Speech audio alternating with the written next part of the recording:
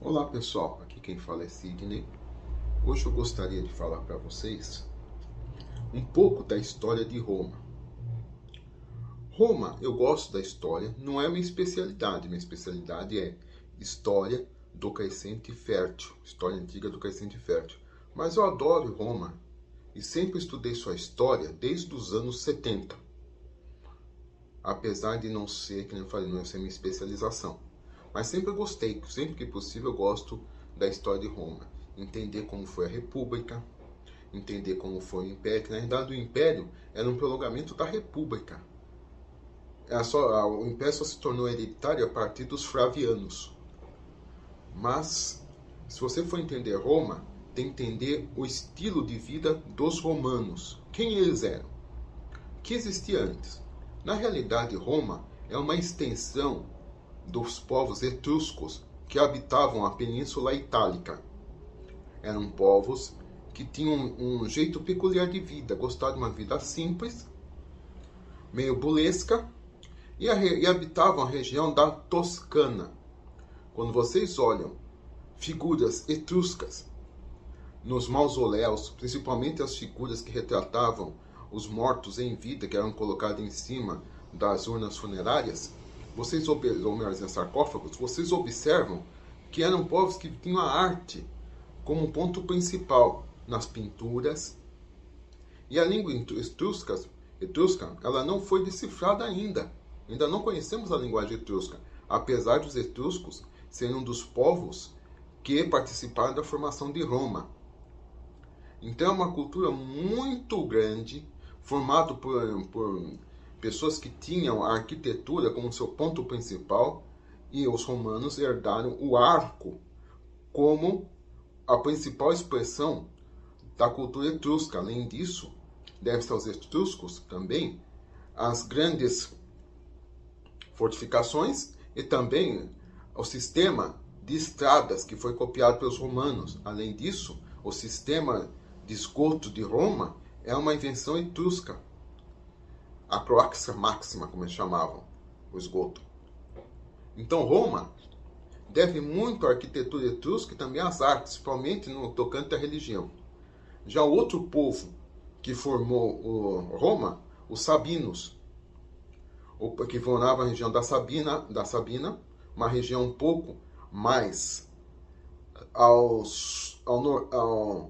nordeste de Roma, mais precisamente, quase chegando ao centro, quase emparelhando ao centro de Roma, pegando Roma como se fosse o centro da Itália, e eram povos que também ajudaram na formação, estilo de governo de Roma, e eram povos que tinham na sua formação povos que vieram mais da parte mais central da Itália, os latinos. Então, esses latinos contribuíram com a língua de Roma. Apesar que outro povo também participou, que ficava a sudeste de Roma e ao sul. Os gregos. Os gregos entraram, tiveram contato com a região e também contribuíram na forma do romano pensar, no exército e principalmente na mitologia romana e na religião, que religião era a mesma coisa para eles, não existia essa diferenciação. Mitos, como por exemplo de Enéas, que era quem conseguiu fugir da guerra de Troia, seria um dos fundadores, um dos pais dos fundadores de Roma, os ancestrais de Rômulo e Rêmulo. Essa lenda romana, que na realidade Roma, ela provavelmente foi criada, se fundou em torno, como uma instituição, em torno do século 7 a.C. Entre o século 7 e o século V, que era a época dos reis. Então essas comunidades, que a princípio eram comunidades agropastoris, se juntaram e se formaram em uma grande cidade, preservando a sua identidade cultural, mesclando-a com de outros povos que estavam na redondeza, e formou-se um grupo de pessoas parecido com os etruscos, na forma de comportar, com um pouco dos sabinos, que também eram povos que participaram, e também dos gregos, Aí você tem Roma, que na realidade se formou como se fosse uma república, mesmo sendo monarquia, exato. Por quê? Porque os reis eram escolhidos por um grupo de anciões, que é chamado de Senado. O Senado é escolhido das pessoas mais velhas e importantes de Roma, ou daquele grupo. Não podiam participar escravos, nem mesmo pessoal da plebe, mas aqueles latifundiários participavam do que seria o Senado, as mais importantes. Os patrícios. Você tinha algumas classes sociais em Roma. Você tinha lá no ponto o Senado, você tinha o patrício, que eram os nobres, grandes donos de terra. Você tinha os clientes, que era como se fosse uma classe intermediária, tinha poder político, certo? Você tinha a plebe, que eram pessoas que eram funcionários dessas outras pessoas, eram trabalhadores, que às vezes que viviam com os patrícios, com os clientes. Os clientes é como se fosse uma classe entre a classe baixa e a classe média. Os clientes, os patrícios, seria a classe poderosa de Roma. E por final você tinha os escravos e os servos, que eram pessoas desprovidas de poder político. E muitas vezes, nem mesmo da parte da administração participar, mesmo quando recebiam a liberdade. Ainda formavam a plebe. E aí você tinha uma outra instituição que foi ganhando força. O exército, que a princípio qualquer um podia fazer parte dele. E suas armaduras e recursos eram fornecidos para a própria pessoa que entrava no exército.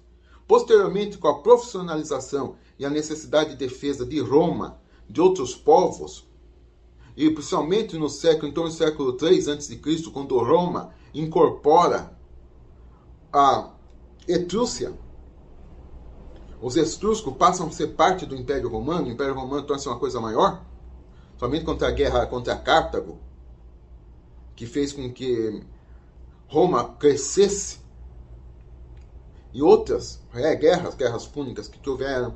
Então o que acontece? Vocês verem, Roma começa a se tornar um organismo gigantesco. Quando invade a África e toma a região do Egito, Roma já é gigantesca. A princípio são convidados pelos asmoreus para participarem, para poder tirar a influência dos Seleucidas de lá, que era o revestício da civilização grega. Só que acontece que eles estavam pedindo auxílio ao diabo. Por quê? Entre aspas. Porque Roma se considerava civilização grega. Eles entraram e acabaram elegendo um rei indumeu e juntaram água com vinho e com óleo. Juntaram Idumeia, Judeia, Galileia, Samária, e criaram uma região chamada Decápolis. E juntaram tudo para se formar uma região única, a Palestina, e colocaram isso tudo na mão de um rei, rei Herodes, o Grande, que depois dividiu seu império em 4. Até que Roma achou melhor eles mesmos tomarem conta, deixar essa administração regional de algumas regiões na mão de determinados povos, dos descendentes de Herodes. E acabaram se firmando sua administração em Jerusalém, juntamente onde estavam um outro povo. E não havia integração entre esses povos da Judéia. O Idumeu não se integrava com o Galileu, que não se integrava com os samaritanos. E os samaritanos nunca foram parte de Israel. Esqueçam essa história da Bíblia, que é mentira. Pelo contrário, eram povos inimigos. Na antiguidade, até o século IX da era cristã, antes da era cristã, ou antes da era comum, aquela região era dominada por uma cidade-estado, a região de Samaria, chamada Siquém. Siquém era o verdadeiro estado de Israel. Lá se tinha um templo dedicado ao deus El. Essa Israel que é retratada na estela de Menepetá, em torno do século XIV, antes da Era Comum. essa estela é dedicada ao faraó Akenaton. E nela retrata uma guerra que ocorreu na região de Sidim. Sabe aquela lenda que tem na Bíblia da Guerra dos 5 Reis, que Abraão participou? Essa guerra existiu, aconteceu em Sidim. Então o que acontece? Sidim ficava onde? Perto da Galileia, daquela região. E a batalha envolveu uma federação, uma aliança formada por Siquém e povos que estavam ao norte do que seria Judá. O que eles queriam? Eles queriam os assentamentos que estavam ao sul, para formar um reino forte, cuja capital seria Siquém, não Jerusalém, Siquém. E essa região era dominada pelos egípcios. Então não existia uma Israel forte. E o que aconteceu? Existia um governador de Siquém, de origem Rapiru, chamado Labaiú. Labaiú foi entregue ao Egito contra essa coalizão. Então as cidades de estado que sobrou dela se uniram e enfrentaram esse cara e entregaram na mão dos egípcios. E o Melquisedeque histórico é o próprio faraó Akenaton, o adorador do Deus único. Esse é o nosso Melquisedeque histórico, ou como queira, rei justo, rei perfeito. Era ele. Então, Melquisedeque passou, e a lenda de Abraão, para a memória do povo judaíta, após o exílio babilônico, que não foi um exílio total. O que acontece? A Babilônia levou o pessoal que fazia parte da monarquia que habitava em Jerusalém, que eram a favor de quem? Do faraó, que está aqui na região, que estavam se unindo do Egito contra os babilônicos. Daí deixaram o povo, que antes era obrigado a pagar tributos aos jerusitas, passaram a dar esse tributo jerusitas ao próprio rei Nabucodonosor. E quando eles saem de lá, da Babilônia, eles se transformam em parte do Império Persa. Todas as leis que estavam sendo redigidas por Esdras tinha a ponta de Artaxerxes, do dedo de Artaxerxes no meio. Esdras redigiu as leis de Israel baseado no que Artaxerxes estava falando. Aí se introduziu uma outra coisa na região. O zoroastrismo, como influência do judaísmo daquela época. E nem mesmo assim, aquela região da Samária foi integrada àquela região. Eles consideravam parte. Somente ocorreu aquela integração de fato na época do Império Romano. E mesmo assim se desintegrou. Por quê? Porque o romano viu que dar tudo isso na mão de um único rei era um poder demais, porque havia uma certa influência e interesses. A Judéia era ponto de passagem para o Oriente Médio. Ponto de passagem do Oriente Médio, uma região chamada Vale do Indo. Ficava na Índia. Era um pulo até lá através daquela região. Tinha as estradas que você podia fazer integração por rio. E depois até chegar ao mar. Chegando em portos. E era uma civilização, a civilização Harappa, era uma civilização muito grande, que atingiu seu apogeu no 3º milênio antes de Cristo. E depois que sobrou aquela civilização, passou a ser ponto de passagem para outros povos da Índia manter comércio pelaquela região. Além disso, vocês tinham também a famosa Rota da Seda. Então, o que acontece?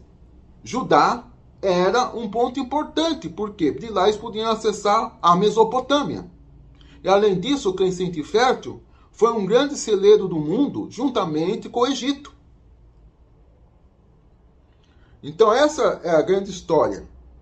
Nunca existiu uma Judá, um Israel, como queira, unificado, como fala a Bíblia. Nunca. E os poucos momentos em que existiu uma união entre Siquém e Judá, foi Siquém mandando.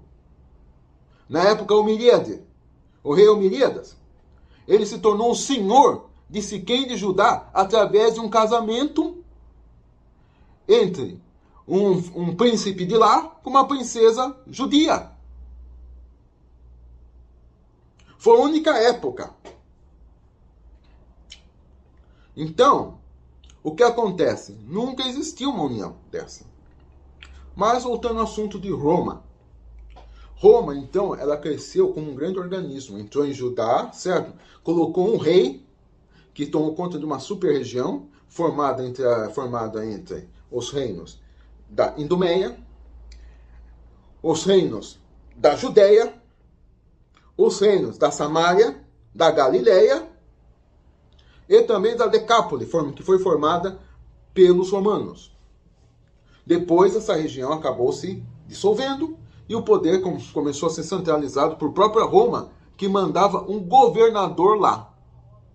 A princípio eu chamava de prefeito, na verdade é governador, o nome correto, é um governador mesmo. Chamava-se prefeito da região.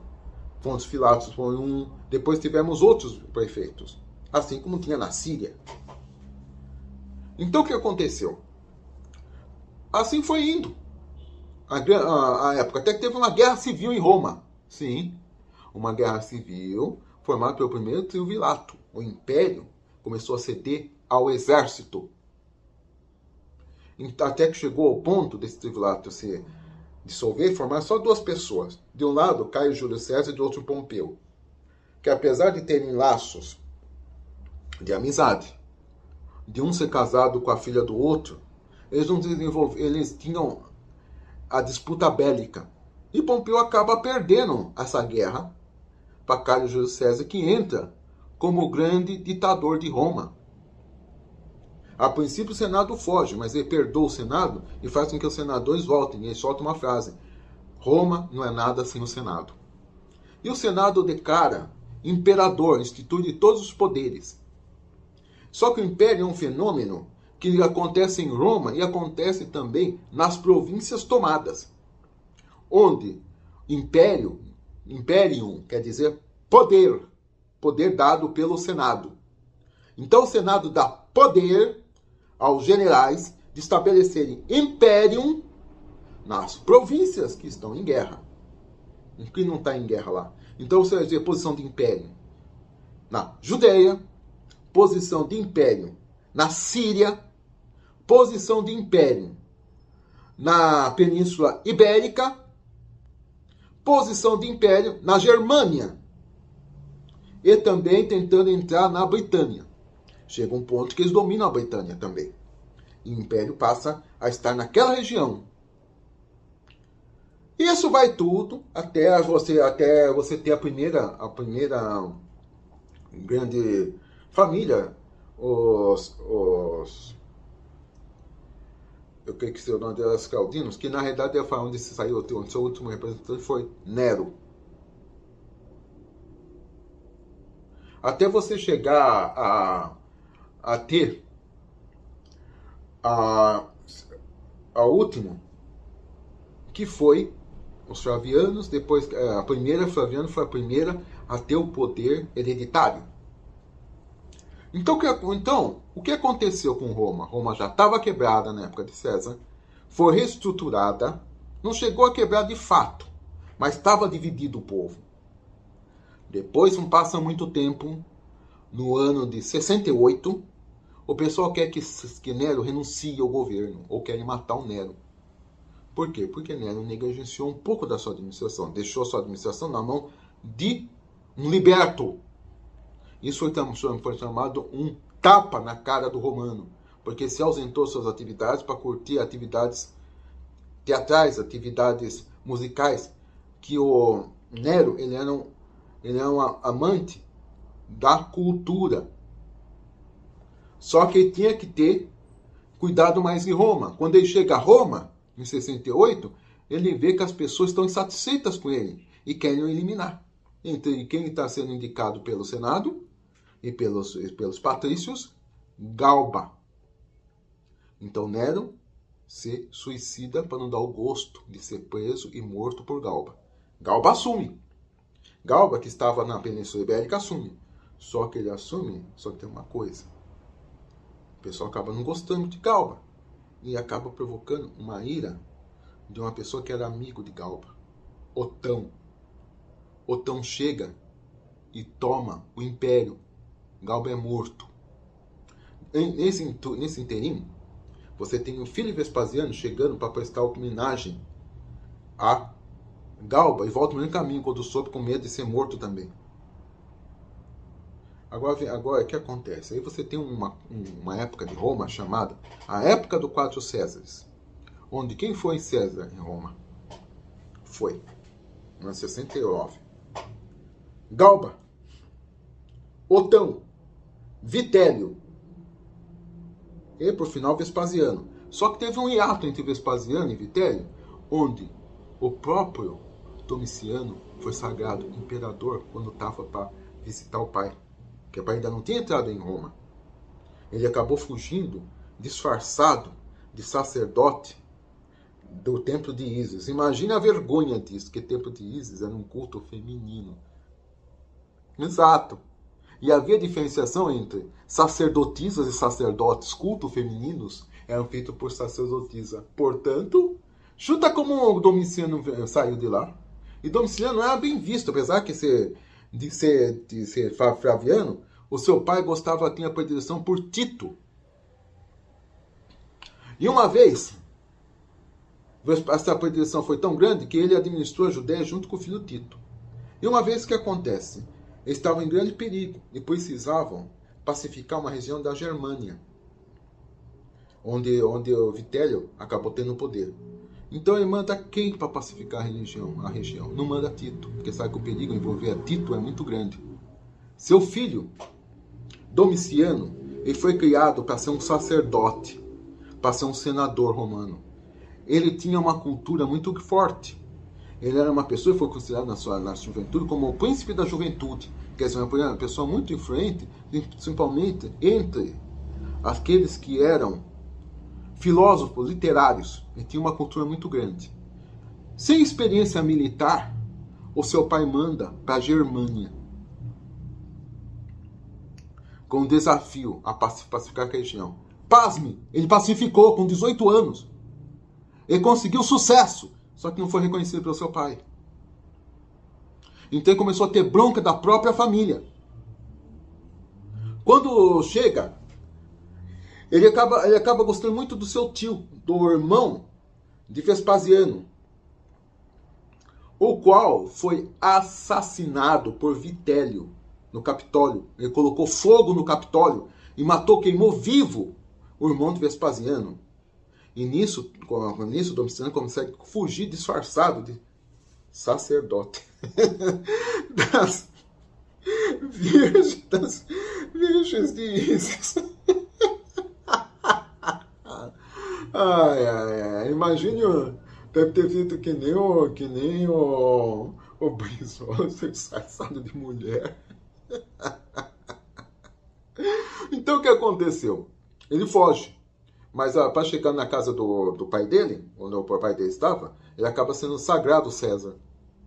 Antes do próprio pai, que foi reconhecido pelo Senado posteriormente.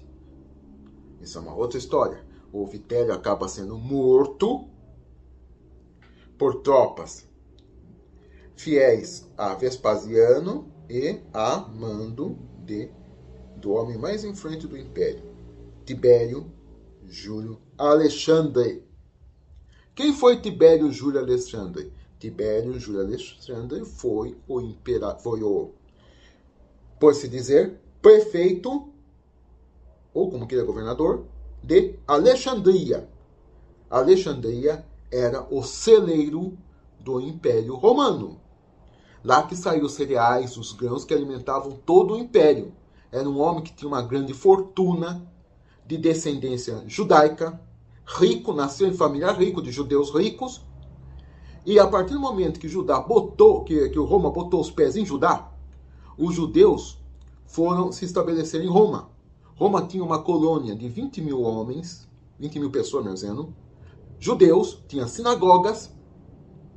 Em Roma, Roma era uma cidade de mais de 1 milhão de habitantes, uma super cidade, uma cidade grande até para os padrões de hoje. Imagine naquela época.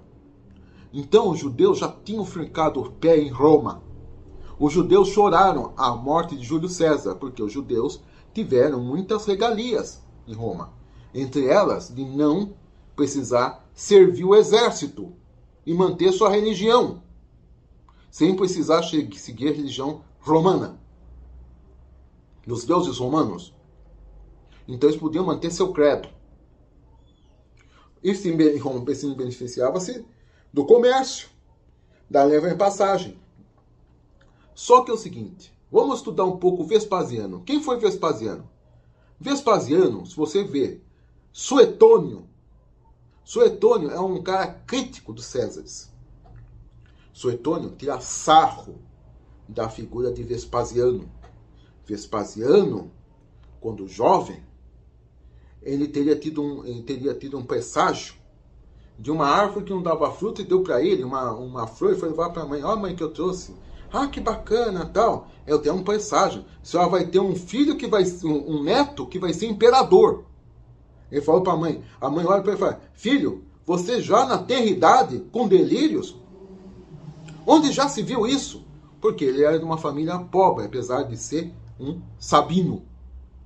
Por isso que ele adotou o nome de Tito Flávio Sabino Vespasiano. Vespasiano veio do próprio pai. Então ele era um sabino. A pessoa vivia na região da Sabina, um dos povos que fundaram Roma. Durante sua infância, na sua mocidade, ele estava no governo de Caio Calígula. Ele estava participando do exército e foi dada uma missão para ele. Qual foi a missão? Cuidar da limpeza de Roma. Ele negligenciou. Qual foi o castigo de Calígula? Mandou os caras enchê-lo de lama. Só que lama é um eufemismo com uma outra substância. Imagine qual que é. É o lodo de Roma. Melhor dizendo, encheram Vespasiano de merda. Isso quem diz é Suetônio, na vida dos 12 Césares. Entendeu? O que aconteceu? Não é a primeira coisa ruim que acontece com ele. Daí ele estava,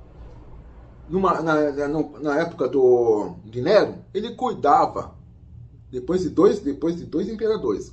Veio Nero. Primeiro Calígula, depois Calígula, não lembro se teve o Cláudio, depois chegou Nero. Na época de Nero, ele, Vespasiano, fazia parte da comissão que iria ver o pronunciamento de Nero em outra parte do império. O que ele faz? Ele dorme durante o discurso de Nero e Nero vê aquilo, ele pegando no sono. Nero dá um castigo para ele, sabe qual? Ir para a região mais setentrional do império, aonde é a Judéia. A Judéia não foi uma bênção, foi um castigo para ele, para deixá-lo longe de Roma, o mais longe possível, cuidando daquelas partes do Oriente. Foi ele e o filho mais velho. Então, o que acontece?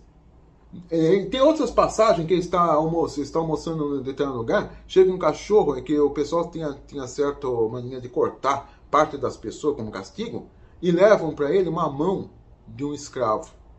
Em outro momento, tinha o que acontece? Tinha uma comitiva de uma pessoa influente passando e cai a carroça e foge um escravo. O escravo foge e chega perto dele e se ajoelha de cansado, se ajoelha perto dele. Então são certas coisas que você vê. Só que o homem influente e que foi o imperador de fato de Roma, Roma estava arrasada. Sua economia falida, a cidade não estava mais respeitada, ele contava apenas com os exércitos da região da Judéia, da Síria, que não quis participar, porque não quis ser o governador da Síria, não quis ser imperador, e também do Egito. Só que o chefe do exército do Egito era judeu. Tibério Júlio Alexandre, sobrinho de Filon de Alexandria. Filon foi um homem que juntou o judaísmo, a Torá, com o helenismo. Ele introduziu a ideia do Logos criador.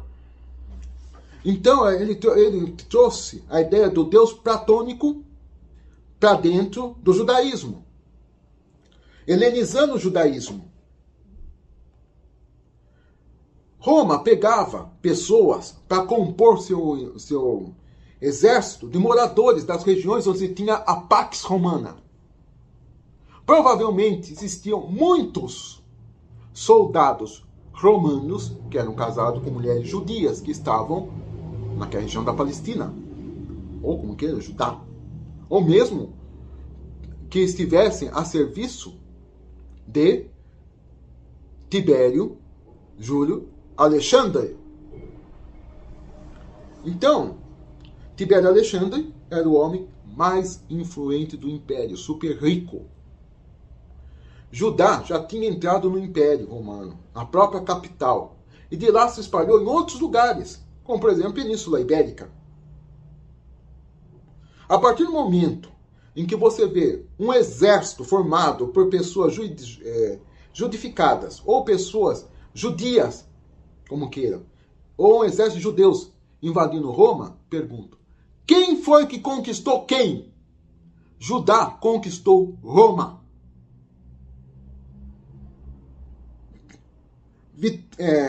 Vespasiano, o nosso imperador Jerry Lewis, o nosso bufão, ele não era bem visto no império.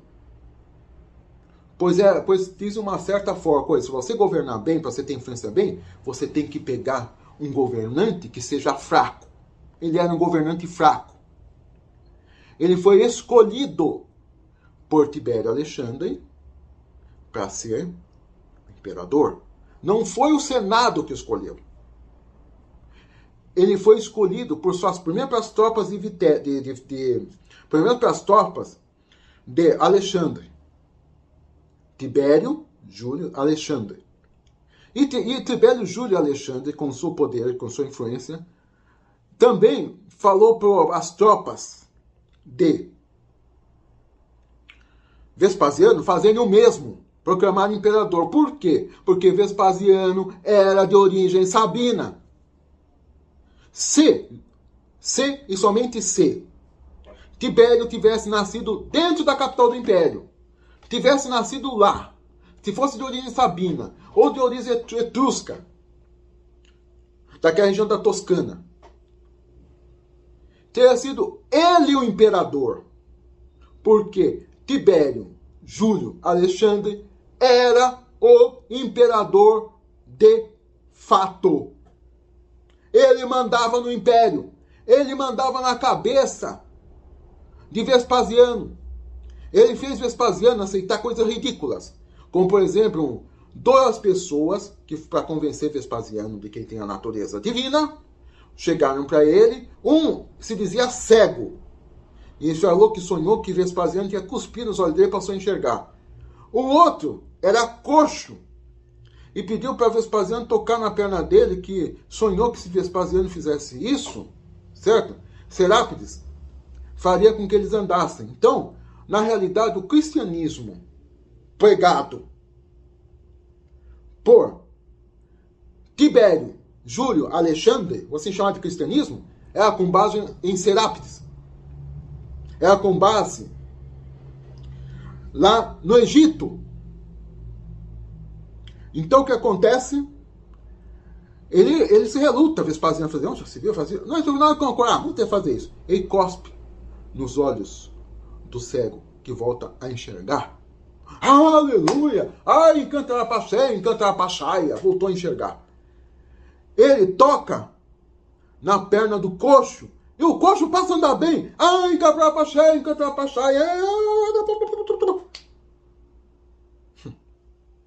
Então o que acontece? Tudo isso acontece para poder fazer a cabeça dele, que tinha uma natureza divina. Aleluia, aleluia, habemos César. Isso tudo é colocado por Tibério Júlio Alexandre, que era conhecedor da Torá, por ser judeu, que seguia também as ideias do seu falecido tio, Filon de Alexandria, e também de um outro judeu influente, cujo nome era Yosef Ben Matitawa, ou como que é? Matitawa, mas a pronúncia moderna eu prefiro, Matitawa. Yosef Ben Matitawa, ele era uma pessoa que conhecia as leis romanas, uma pessoa influente em Roma, e também estava em Judéia fazendo o que? Não sei o que. Mas, segundo ele, escreveu um livro em que ele relata uma guerra civil. Uma guerra civil judaica, onde facções políticas estavam se enfrentando. E ele mesmo fazia parte da facção, ele mesmo era fariseu. O livro que ele escreveu passou para a história como A Guerra dos Judeus, que não é uma guerra retratada de Roma contra aquela parte, porque Roma já estava lá. Roma já estava enfincado. Não tinha como os judeus fazer guerra contra Roma. Ele pode ter visto tudo, mas mesmo uma guerra contra os judeus, em Roma, contra Roma. Ele pode ter visto uma rebelião tentar surgir e ser apagada. Na minha opinião, ele estava escrevendo sobre a guerra civil que estava acontecendo em Roma, e tratando Roma como se fosse a Judéia. A mando de quem? De Domiciano. Depois eu explicarei por que disso. Mas não acredito que tenha ocorrido da forma que ele falou. É um livro muito gostoso. Eu estou lendo bem devagarzinho, mas bem devagarzinho mesmo. Eu tenho um montão de dinâmica, mas eu não quero ler um livro, porque eu quero curtir esse livro, porque eu estou vendo tantas palhaçadas lá. Esse cara detesta um nome de Yahshua, ou que era Yehoshua. Ele fala tanto mal desse nome que atribui a alguns personagens esse nome. Um traidor, um bandido. Por que será que ele detesta tanto esse nome? Yehoshua, ou Yoshua. Ou Yahshua, como é a pronúncia moderna hoje. Quando você vai para Israel, você não vê ninguém falando Yehoshua. Não, você vê o pessoal falando Yahshua. Por exemplo, Natanael para nós, lá, a pronúncia seria Natanael Yoshua. Mas não, você vê o pessoal pronuncia Natanael. Um exemplo. Judeus não falam o nome do Criador em público, nem seu nome, para quem não for de descendência judaica. Isso é uma regra. Portanto, se vocês pensam que seus dicionários de hebraicos estão corretos, quando eu falei Yehoshua, quando eu falo o nome do Criador como Yahuwah, esteja enganado, não é essa pronúncia, a pronúncia certa é Yahweh.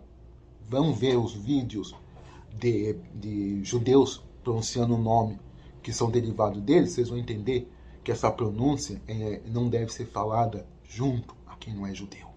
Isso é só um segredinho nosso, certo? Então o que acontece? O judaísmo entra em Roma. Tito Flávio César Vespasiano, filho de Tito Flávio Sabino Vespasiano, se apaixona e tem como amante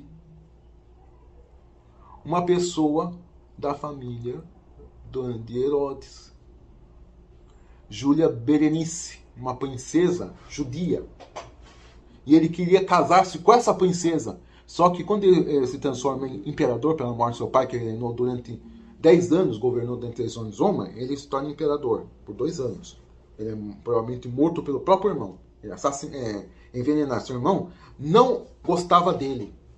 Ele se considerava imperador até mesmo antes do pai. Que foi o cara que ficou lá, aguentou a bucha, quase foi morto. E quando ele chega nas tropas do pai, o que acontece?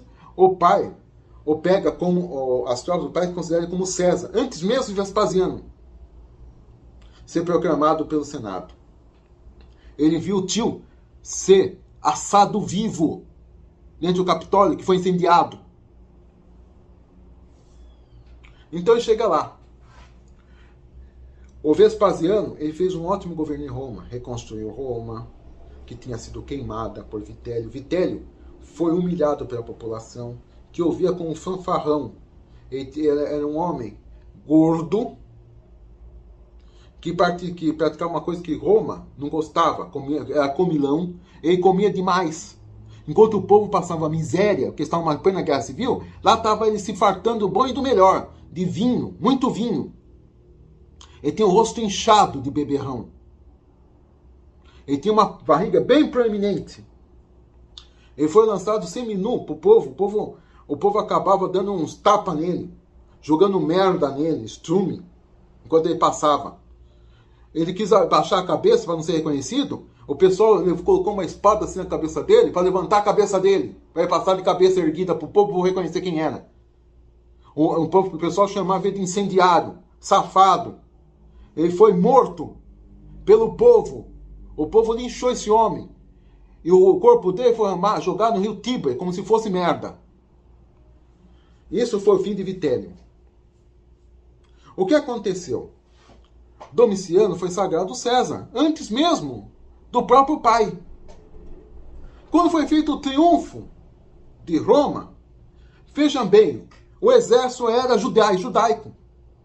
Então não houve uma guerra de Roma contra os judeus. Ela foi tudo uma simulação para que os judeus que estavam no Império pudessem pegar o tesouro de Jerusalém e entregá-lo para quem? Para Roma. Jerusalém já estava helenizada. Tinha águia romana em cima do templo. Certo?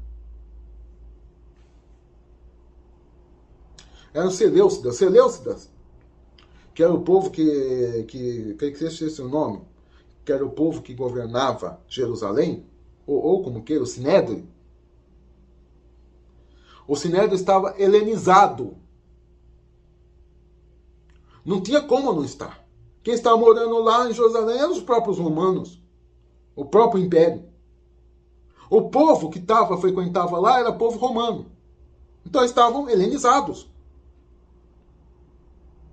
Então, eles tinham raiva dos fariseus. E fariseus era um outro povo que também estava helenizado. Entre eles você tem Flávio Joséfo. Certo? Você tem também a parte que era de Tibério, Júlio, Alexandre. Então eram os fariseus que queriam governar aquela parte. E receberam os fariseus. Quando você lê, eu recomendo que vocês leiam. É muito interessante, é gostosa para você essa sátira chamada A Guerra dos Judeus. Você vai ver o ódio que o personagem Yosef ben Matital, ou Matitalra, como queiram, ou como queiram também Flávio Joséfos, tinha de outras facções judaicas. Existia uma guerra entre essas facções. Então essa guerra entre facções era o objeto da Guerra dos Judeus, por isso o nome, Guerra dos Judeus, de judeu contra judeu, não de judeu contra Roma. Perceberam? Isso tudo é uma sátira, uma figura de linguagem utilizada na literatura pelos romanos, cuja grande obra foi Satiricon. Perceba-se que os romanos usavam da sátira. Quando você lê Suetônio, você vê sátira também nas expressões de Suetônio. Então, uma obra pura e simplesmente romana. A Guerra dos Judeus é uma obra romana. Não é uma obra judaica. Não levem como livro de história, e sim uma obra literária de um estilo chamado sátira, que é o estilo principal dos romanos. E essa sátira é vista também em obras como Suetônio, obras de Plínio. E assim vai. Autores romanos utilizam essa figura literária, a sátira. Então o que acontece? No meu ponto de vista, Roma trouxe o judaísmo helenizado nas suas colunas, no seu exército, e dele se espalhou para todo mundo romano. E o verbo se fez amor. Entenderam? O judaísmo, ou como queira, o cristianismo, foi trazido pelo próprio Império Romano. Judá penetrou em Roma, no Império todo, através dos exércitos. Através de Tibério, Júlio, Alexandre, o homem forte do Império, o imperador de fato. Domiciano era o homem ressentido. Tanto que quando seu irmão morre, acabou de morrer, se sagra imperador, ele fala: o Senado devolveu para mim o que tinha sido tirado pelo meu pai e pelo meu irmão. Ele se considerava César, antes de seu pai Vespasiano. Então ele fala: o Senado me devolveu o que direito foi tirado pelo meu pai e pelo meu irmão, que era o governo de Roma. Entendeu? Era para ele já ser imperador 12 anos antes. Ele tinha 18 anos quando foi consagrado César. E depois o título foi usurpado pelo pai dele. Imagina a raiva dele entrando com o título de um lado, o pai do outro na frente, e ele vindo atrás. Ele se sentiu objeto do quê? Do triunfo. Ele se sentiu o quê? O vencido. Entenderam? E assim é a história de Roma. Isso é Roma. É o que está escrito nos livros. Não estou inventando isso não, gente. Isso é o que está escrito nos livros de história. Roma trouxe o cristianismo na bagagem para todo o império, espalhou. A diáspora espalhou o cristianismo, que na realidade é o judaísmo helenizado. Onde Melquisedeque, o rei justo, pode ter sido quem? O próprio Vespasiano, que todo o livro de histórias dizem, Suetônio disse o seguinte, que Vespasiano era um rei justo, era um monarca, monarca não digo a palavra, era um imperador justo. Por que não monarca? Alguém que introduziu a justiça no seu governo. E ele era crítico. Suetônio era crítico de Domiciano. Falava que era um homem cruel, perverso, que tinha julgamentos estranhos.